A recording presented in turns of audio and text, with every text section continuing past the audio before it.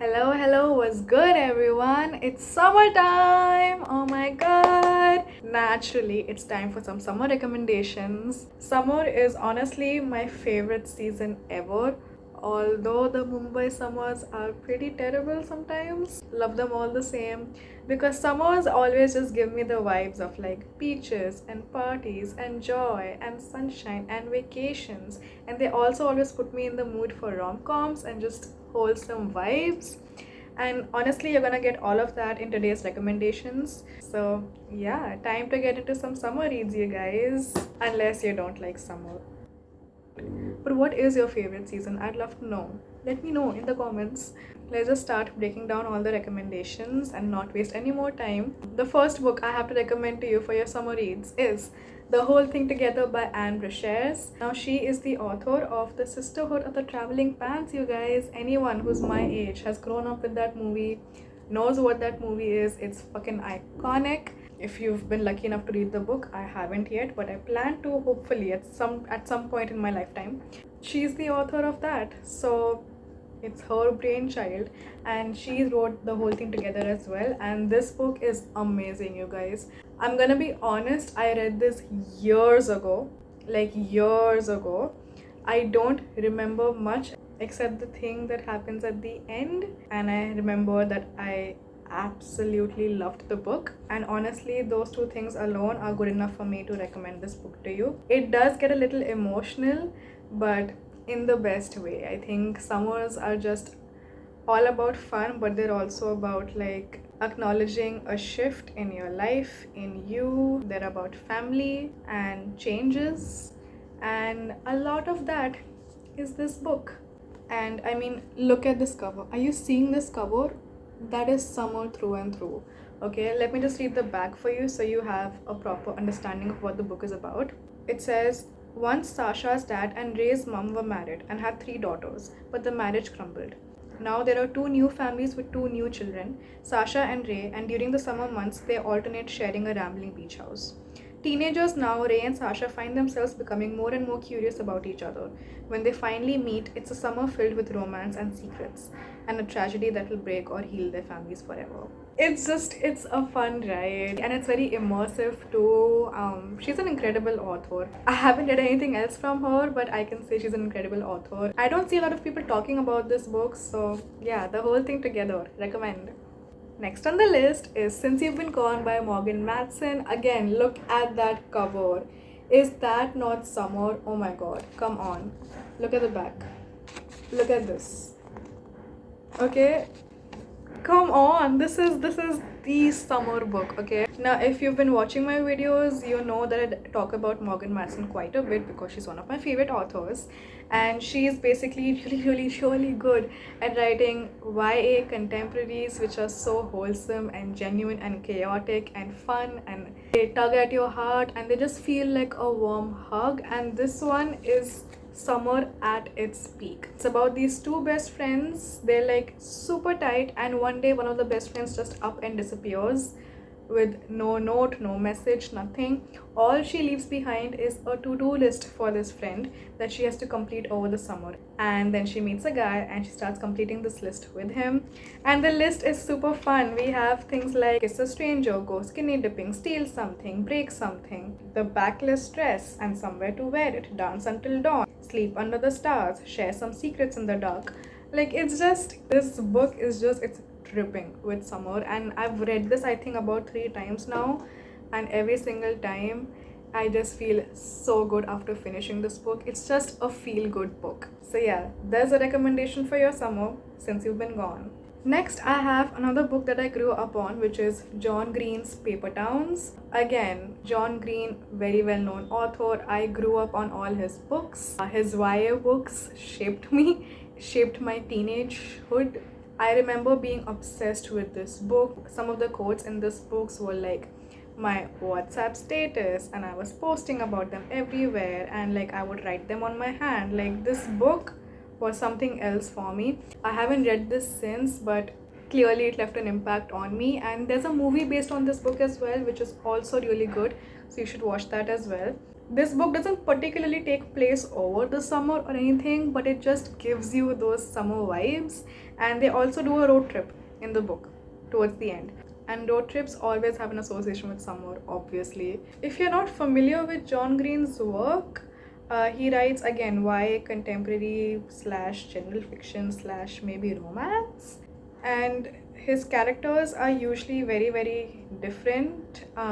They're quirky and they're little whimsical and they're hard to understand sometimes, and I'll be honest, sometimes his books are a little bit like I'm not like the other girls, but it's also in a way where it's about these teenagers who feel out of place and acknowledging that that's just perfectly fine. I don't know if I'm putting this across perfectly, but that's what his books are like. As to what this particular book is about, I'll just read it to you. Quentin Jacobson has always loved Margot from afar, so when she climbs through his window to summon him on an all-night road trip of revenge, he cannot help but follow. But the next morning, Q turns up at school and Margot doesn't. She's left clues to her disappearance like a trail of breadcrumbs for Q to follow. And everything leads to one unavoidable question. Who is the real Margot? Paper Towns. There you go. Next, I have a really sweet rom-com. It's Simon versus the Homo sapiens agenda by Becky Albertalli. Now this one again I read a while ago, like years ago, but it left an impact on me. It's just so sweet. There's a movie based on this as well called Love, Simon. I recommend the movie as well. It's about Simon. He's a teenager and he's in the closet. He's in the phase where he's afraid to come out to like his parents, his community, his friends and peers, and tell them that he's gay. He is sort of forming an online relationship with another person, another boy, and those emails sort of get out of hand. So yeah, that's what the book is about. It's really wholesome, really fun. It's just a super chill, super easy read, so I would definitely recommend this. Next, I have a book which I haven't particularly enjoyed, but I know it is really well loved by everyone. I haven't really seen much negative reviews about it, and I think my opinion is just mine own, and it is filled with a lot of summer vibes, so I'm putting it in here anyway, and that is Wildfire by Hannah Grace. So this is the second book in the Maple Hill series.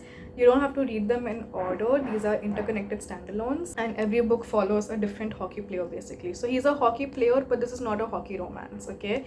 This takes place over the summer where him and this girl that he has a one-night stand with end up becoming camp counselors at the same camp and spending the summer together. So that's what the book is about. Premise sounds amazing, right? I did not really love it, and that's really just a me thing, because the characters that they are just not my type of characters that I like reading about or I connect to. Because of that, I think just the writing was something I was not enjoying, and certain other things about these characters that I was not liking, but again, that's a personal preference, and that's the great thing about books. No single book can be liked by everyone or disliked by everyone. Everything about art is a personal choice. This wasn't mine, but it could be yours, and everyone loves it, and it's filled with the summer vibes, so something for you to try out. Next, I have another cute little fluffy rom-com. It is better than the movies by Lynn Painter. This is quite popular on Book Talk, Bookstagram, Booktube. Everyone talks about it, everyone loves it. It was really nice. It's not like a 5 stars, but if I was younger, it probably would be. We follow Wes and Liz. They're neighbors, but they have a little bit of animosity between them. She has a crush on this guy, and that guy happens to be Wes's friend. They hatch a deal together, and he starts helping her get that guy, and obviously they fall in love. A lot of people say that it's like the 2000s rom-coms all packed into one, and that's what it is, but it's also very original in its own way. The feelings you get when you watch like a 2000s rom-com is the feelings you get when you read this. Perfect for the summer, super light, super easy, super breezy. There you go.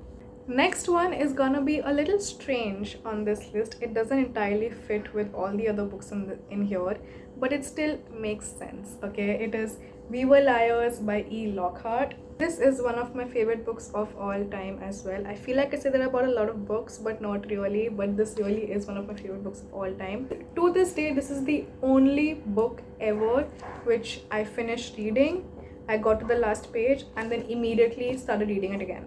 Immediately. I reread books a lot, but I was like immediately page 1, started reading this again and started marking my thoughts. And this became the first ever book that I annotated. So yeah, this is where my annotating journey began. I read this many years ago. This book is like imprinted in my head. And this is one of those books where you should not know the plot of it. You should just go into it blind. Lockhart, I've read 3 books by this author and I've come to understand that her books are just have faith, pick the book up, sit and get into it. Don't try to find out what the book is about. That's the best way to read them. And it's also because there's no right way to describe the plot of this book. This is one of those books where the description of the book is based entirely on the plot twist at the end.